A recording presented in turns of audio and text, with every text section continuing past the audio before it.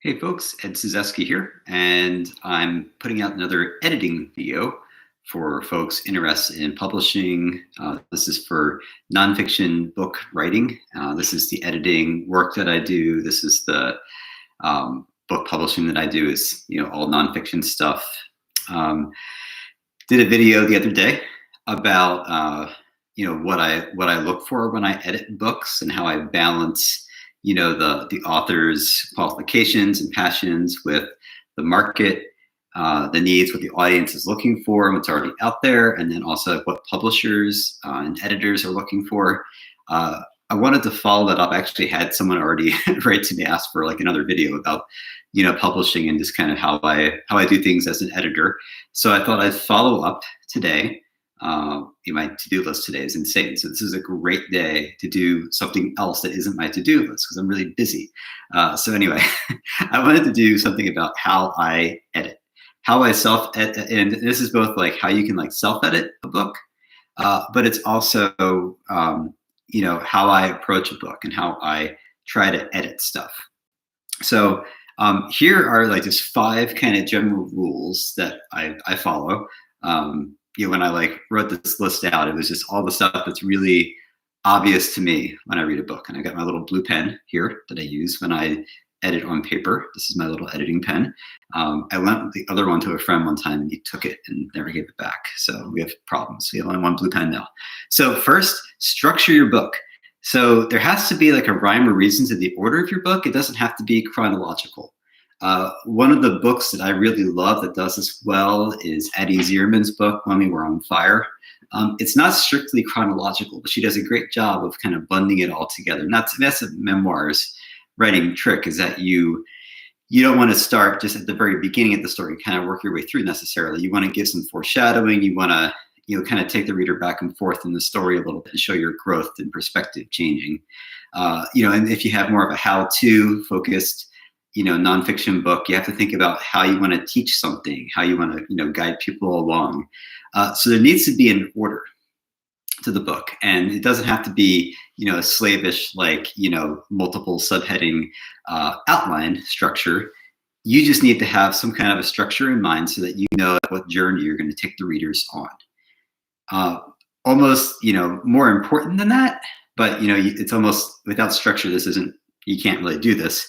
The next thing is the felt need of the audience, which is, felt needs kind of the thing that people hate to talk about. But it really is, what I say to people is it's the gut punch moment that when someone sees your book, let's say they pull your book up on Amazon and they look at it and they say, I need that. I need to learn this. I want to engage this story, right? So I'm reading Jenny Odell's book, How to Do Nothing, right now.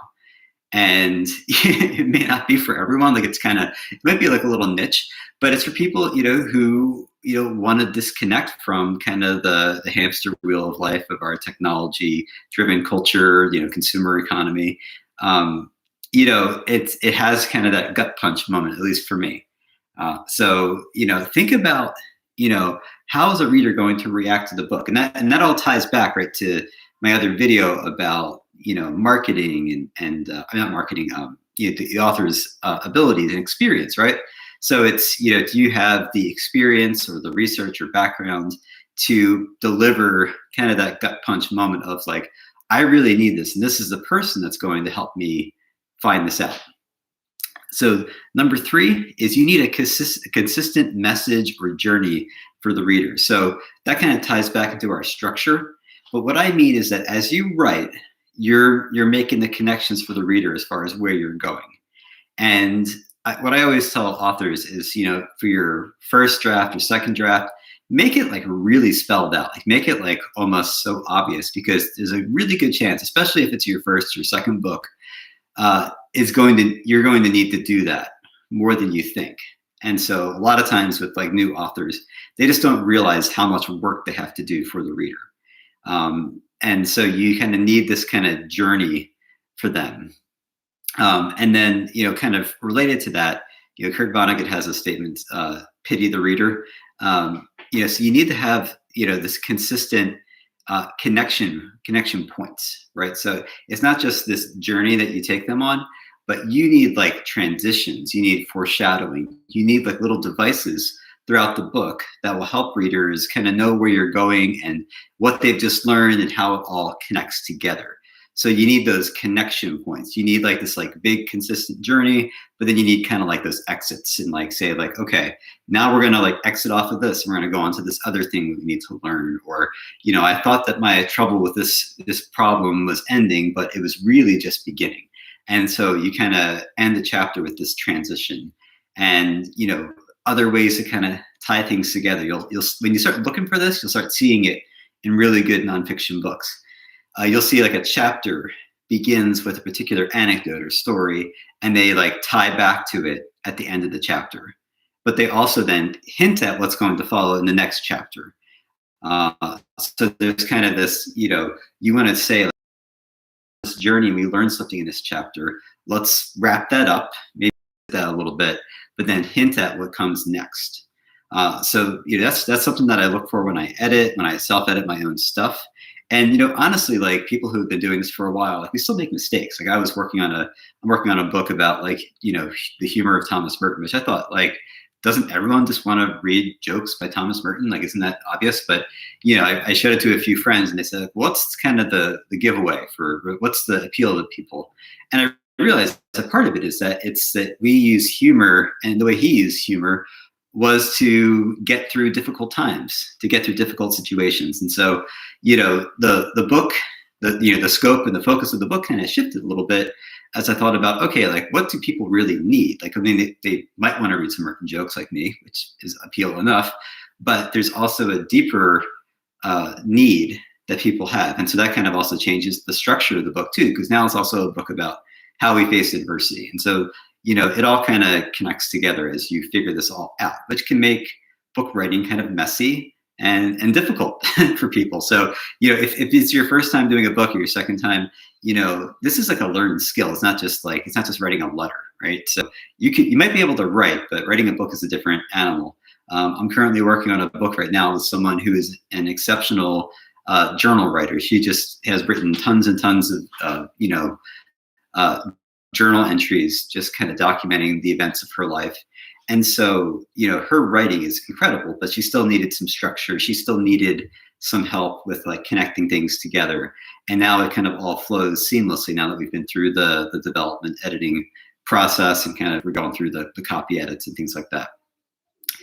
Last point, and this is the hard one for for folks to either to self-edit or it's hard to hear from an editor, is you have to cut the boring stuff. And I feel like a lot of times we view our own writing our own stories a little bit more charitably than we think.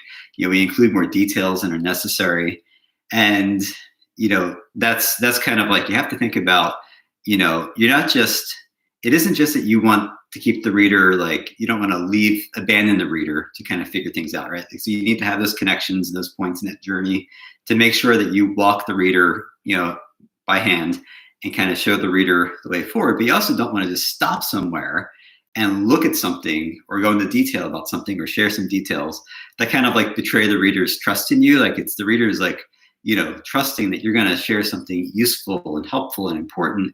And if you get kind of bogged down somewhere, that's where the readers kind of bail out.